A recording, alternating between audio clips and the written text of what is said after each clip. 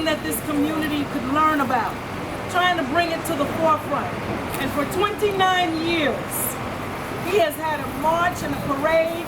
Even in the pandemic, when we couldn't have the parade, we still had a celebration because he thought it was that important that we keep up the legacy of Juneteenth. Yeah. Juneteenth is about our history. Yes. Juneteenth is about recognition of the horrors that were committed against us. Yes. Juneteenth was about liberation and freedom. And now today, Juneteenth is about educating all of our community. It is American history. That's right. Yes. It belongs to all of us, the good and the bad. Right. And we have to teach it. And we have to never forget it.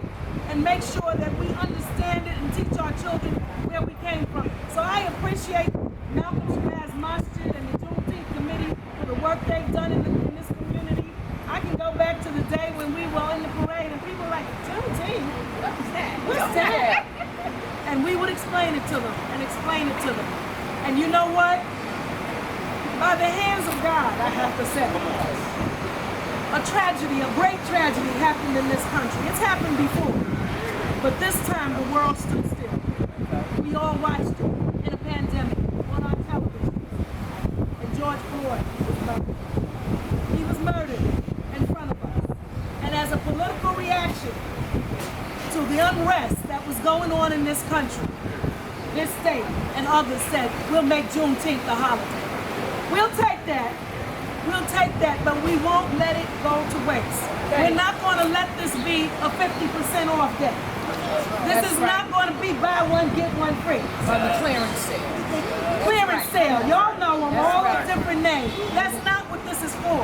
This is to honor our ancestors, to honor the people who died, and to honor those who have upheld the history and the legacy until now. So that is our job today. And I'm so glad that I'm here with all these community leaders and elected officials who thought it not robbery to be here today, not just here, but in other parts of our community, spreading the word, uplifting the Juneteenth holiday. So I'm going to bring forth first and foremost, we're joined here by Imam Pasha.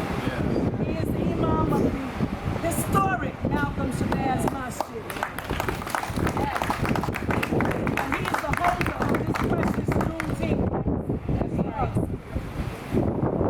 Thank you, Senator. Senator for a long time, and people look great. Governor and President of the United States. Not about that. No praise be to God. The witness of God is one, having no associates or partners. God is one. Witness to all of the prophets and messengers.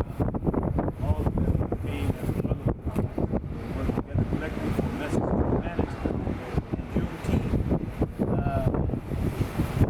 way we have, always have for 29 years, following the leadership of some of the honorable Elijah Muhammad and Pharaoh. Leader Imam, Palestine.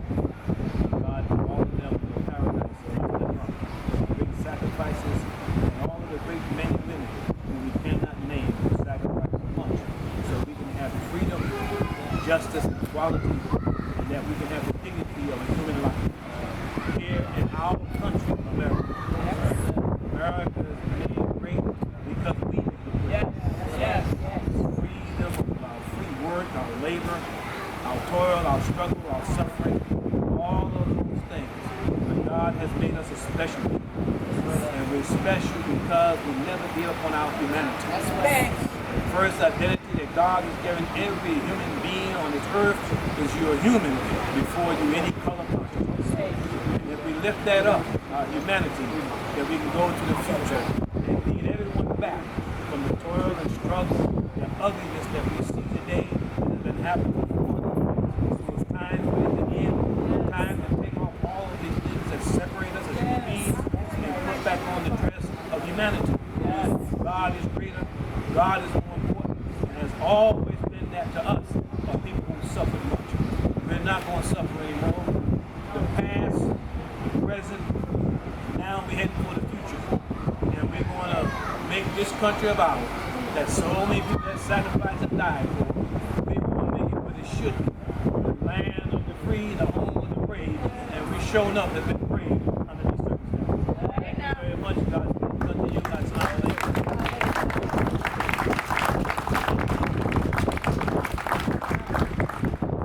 Next, we're going to hear from, the legislation was passed in the legislature and it had to be voted on.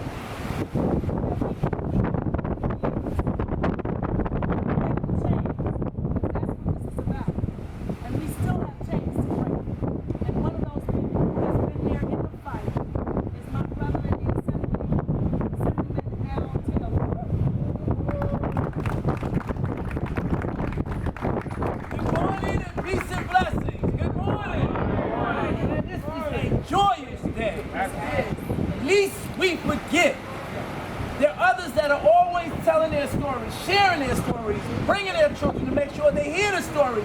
Do not let this drop off the table. Do not come to a place where we become complacent. So I was there when they first started.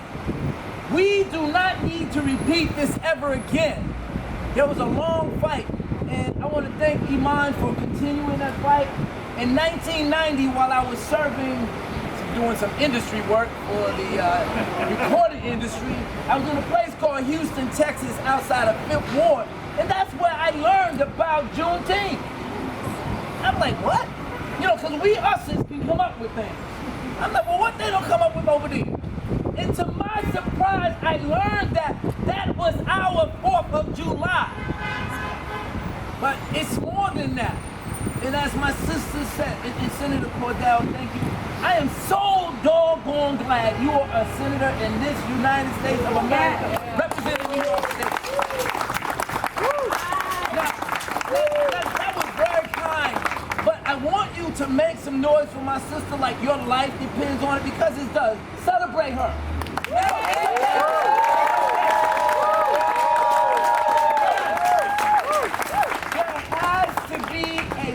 Consciousness in order for Harlem to ever remain alive. And that Harlem will go everywhere as long as it's in your mind. It doesn't matter who moves in. You're welcome, but we ain't moving out to welcome you. Okay? You understand? And we're not going to give you what we've worked for.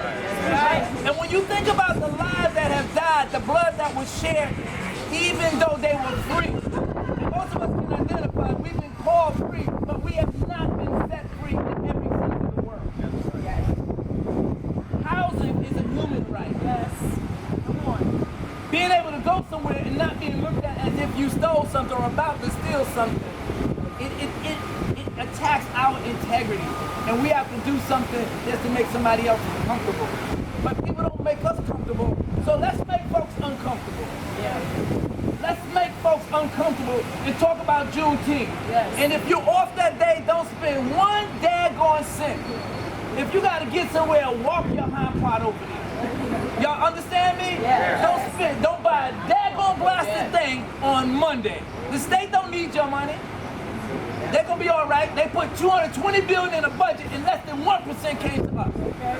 All right, so anyway, I'm not here to have that conversation. I'm here to celebrate Juneteenth, and every young person here, whether you were three-corner resources, whoever brought you here, my brothers, y'all look daggone sharp, man. I like that. I am a reflection of you all. And I remember, and I hope we get back to that day. I'm going to make a plug this time. When I grew up, they had something called taking states. You can go in there, and you're going to be welcome. And I had some problems with them as a young kid. I'm just saying, it was called Angel Dust. And every now and then, I'm taking y'all somewhere. Because I'd go in there, and I'd be disheveled and disoriented, but the brothers would look at me just like these guys looking right there. And they say, Alfred. Let's go with that. Alfred. I'm like, what? Because I was saying something inappropriate, and it took me 5 times to understand. We need men. We need black men. Yes. We need black men to stand up and say, you can do better, and I demand better from you. Yes. These are our gatekeepers. That's right. God bless you. Thank you. You can't take up no offering now. I was ready to pay my tithes. Thank you, my sister. Well, thank you so much. Next, I really want to hear from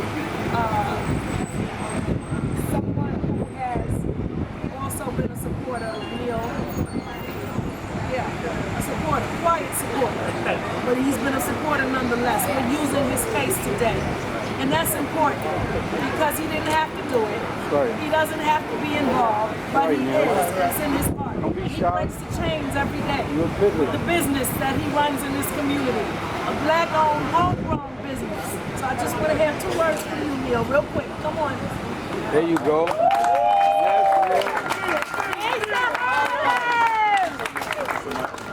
Long-time supporter, my sister get Barbara Flair. Speak up. Louder.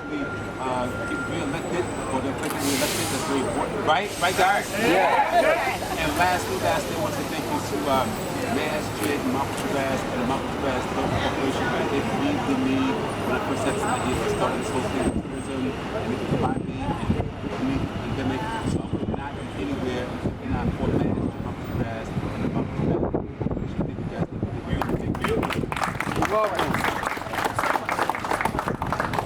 Next, we're going to hear from another powerful force in our community. When I say powerful, people may think about elected officials, but real power is in the people who have stayed in the community, who have sustained the community, who have been consistent with the community, who have fought for the community, and who have not betrayed the mission. And, you know, these brothers have represented for so long, and we just appreciate them. We appreciate them. We're going to hear from our brother minister from Boston.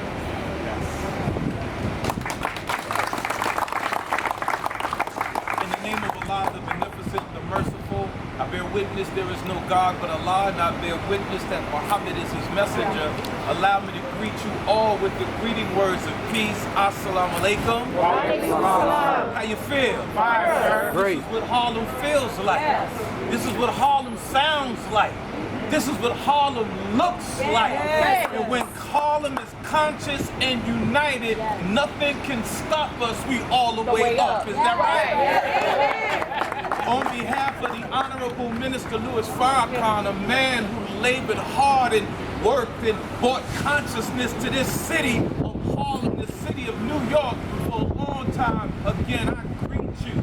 It's so fitting that we're celebrating Juneteenth in front of the Harlem Heritage Center. But when you go inside, you see and feel struggle. You feel black struggle. I want us to be clear that Juneteenth is not the Black 4th of July, because the 4th of July celebrates a victory over an enemy. We were victims freed by an enemy. So what Juneteenth should represent is that the struggle continues. Because if we were really free, we would not have freedom fighters. Freedom fighters like Alambe Brad. Freedom fighters like the Honorable Elijah Muhammad. Freedom fighters like Adam Clayton Powell Jr. Freedom fighters like Shirley Chisholm. Freedom fighters like Dr. Martin Luther King. Freedom fighters like the Honorable Minister Louis Farrakhan. We still have to march on to freedom, because as a people we are emancipated. Emancipate means to free from someone's hands, but not from someone's control.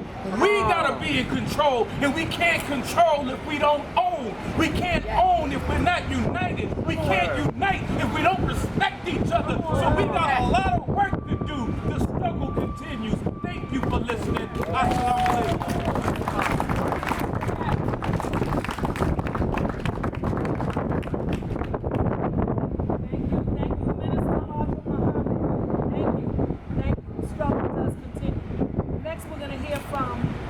Someone else who's breaking chains in another way in our community. Because there's a lot of chains. We've got chains of poverty. We've got chains of incarceration. We have chains of substance and drug abuse. Chains of mental health. Chains of gun violence. All these chains are left to be broken, and we got to be free from them. So one people who's been a fighter, we go way back. I don't even know when she started. She's going so far back. And that's Aisha Sekou.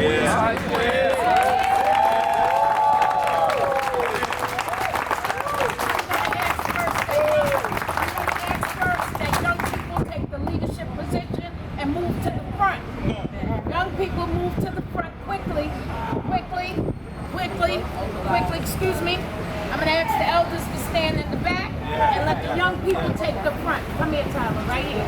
I want people to see you. We have to let our young people be seen. Let our young people be seen. Stand back, let the young people be seen. No disrespect, because these are the ones who are called to protect you. So we have to put them in the leadership position. So I want to say to the young people, this is the celebration of Juneteenth. We didn't get a chance to really educate you as much as we wanted to. So you stand here, and I want you to know this is not just the celebration of the ending of slavery. See, it's not that simple. There are those who came before you, who were before they were enslaved, were kings and queens, mathematicians, astrologers, all of that, before they became enslaved. So we didn't come here as slaves. We came here as that. We came here knowing, intelligent, speaking different tribal languages. So I want you to know, we don't stand in a place of shame. We stand in a place of power. Amen. Somebody say we stand in a place of power. We stand in a place of power. Don't say it like you mean it, let the world know. We stand in a place of power. That's right. So with that, young people, I am calling you into action, because Juneteenth is about the celebration of our life and our freedom and who we are, and embracing who we have been before we got on this soil and who we are now. So I don't want to see the African American fighting the African and the Haitian and the Jamaican and the Antilles. We are one people taken through a course to bring us into slavery and into bondage. And the freedom is in knowing who we are and how we connect, and that we don't have to stand here, take planning and take a life. You understand? Because we continue to do the work of the enslaver when we kill each other. Somebody say, I got that. I got that. So I challenge my young people to stand on this ground where our ancestors stood to fight for freedom, civil rights, all of that. You are standing on the same ground. And so you're going to take the leadership. Say, I'm going to take the leadership. Say it like you mean it. I'm going to take the leadership. Right. To continue to change our community for better. Say it. To continue to change our community for the better. Absolutely. So we challenge you. Our elders respect you. You respect elders. You make room for them. You hold the door for them. You bow to them. You listen to them. You obey them. You follow them. Because they came before you and they know you. That's right. No more disrespect. No more disrespect. No more disrespect. So our power on Juneteenth is taking the leadership, and Juneteenth is not just today. It is our life. It is what we bring forth. It is the change we bring forth. So I challenge our young people in particular to stay on purpose, become our elected officials, become our imams, become our business owners, become all of that we need. Do not fill the prison. Do not fill the prison. Do not fill the grave. Do not fill the grave. So with that, that's your challenge. Imam Pasha, from my heart to your ears, like I said, people didn't understand what this was. And you stood in the storm when they didn't understand. I know what that feels like. It's not an easy journey to stand when other people don't believe and don't understand. And they ridicule and criticize and beat you down for what you do. Imam Pasha, thank you. Thank you, thank you, thank you. My shit mouthpiece back.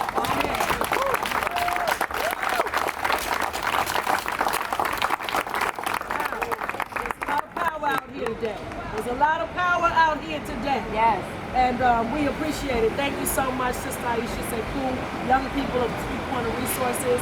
I want to introduce some young people that I grew up with politically. Where is State Committee woman Yasmin Cornelius? Where is she? Okay, she left me.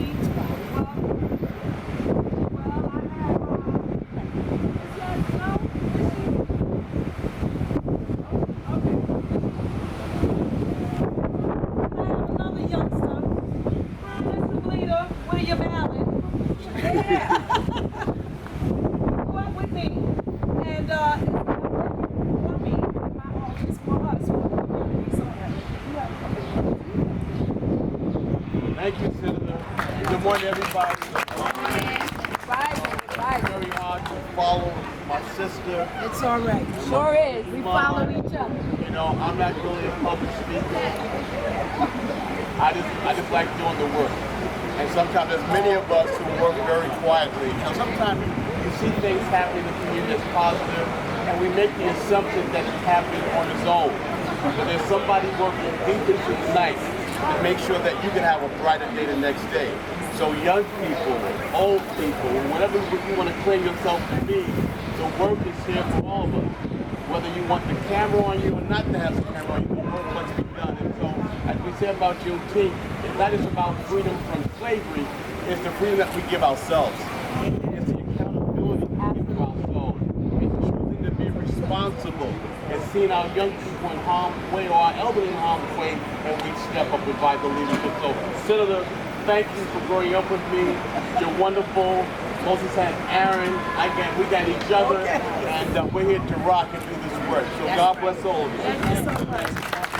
I'm going to make a few more recognitions, and I'm going to, I see Linda Janae from District Attorney Alvin Bragg's office. I know he's on his way. Wave to everybody. Thank you. Thank you for the chains that are being broken. I want to thank Miss Leona Shoemaker. Okay, she's the tenant leader over here at King Towers. Okay, that's not an easy job. Huh? I said yes. Oh, there she is. Yasmin, where did you go?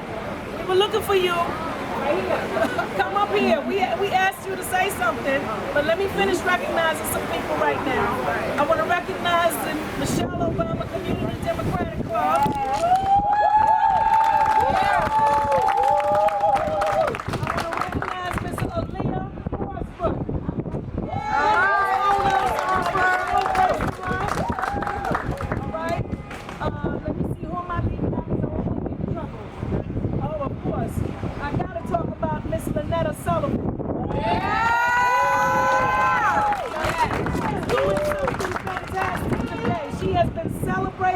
Our young people that graduate. That's right. As graduates, we have to support them. And I so admire the admiration of the work that she does. Good morning, everyone. Good morning. I would like to start something off with something different today. I am peace. I am peace. I am love. I am love. I am educated. I am educated. I am free. I am free. And I am unity. I am unity. This is what our ancestors fought for. Yes. When you look around each other, you see nothing but unity. This is the message that needs to be spread throughout Harlem and so on and so forth. Thank you. Thank you so much. Thank you. No, that's very good. Come on, give it up.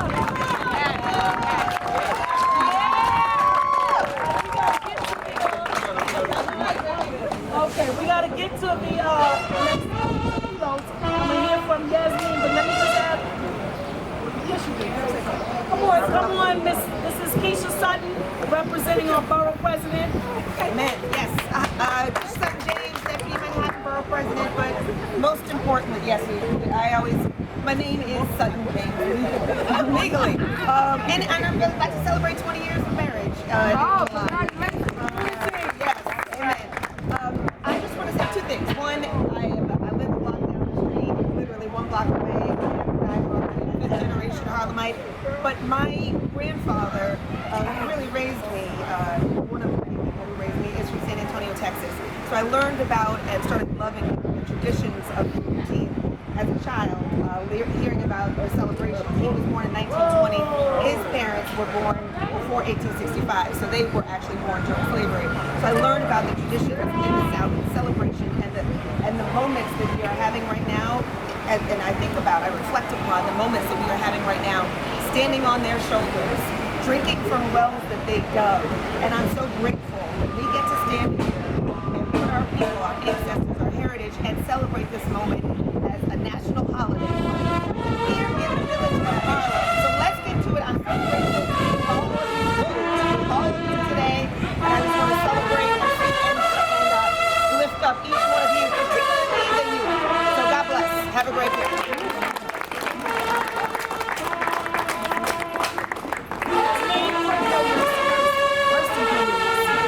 Can everybody hear me? A little.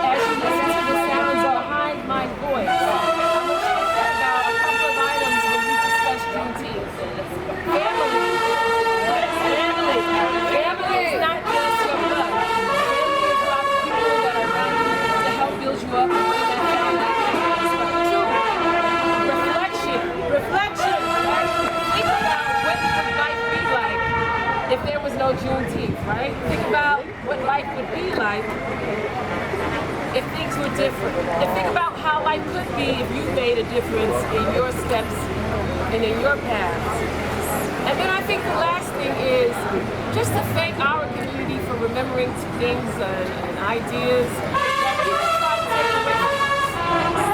People try to take away the history of our people. And I just want to thank you for keeping that alive, and just making sure we all stay strong. Thanks everybody. Have a fantastic Juneteenth day. One announcement to make that I want you to know about. Tomorrow, historic, first time ever, the Black Liberation flag will be flown at the Adequate Power State Office. 9:30 a.m. and 16 other state office buildings across New York State. Thank you. Come out at 9:30 a.m. Be with us. This is the first time, but it won't be the last. And I want to thank my staff, Damaris Vasquez, William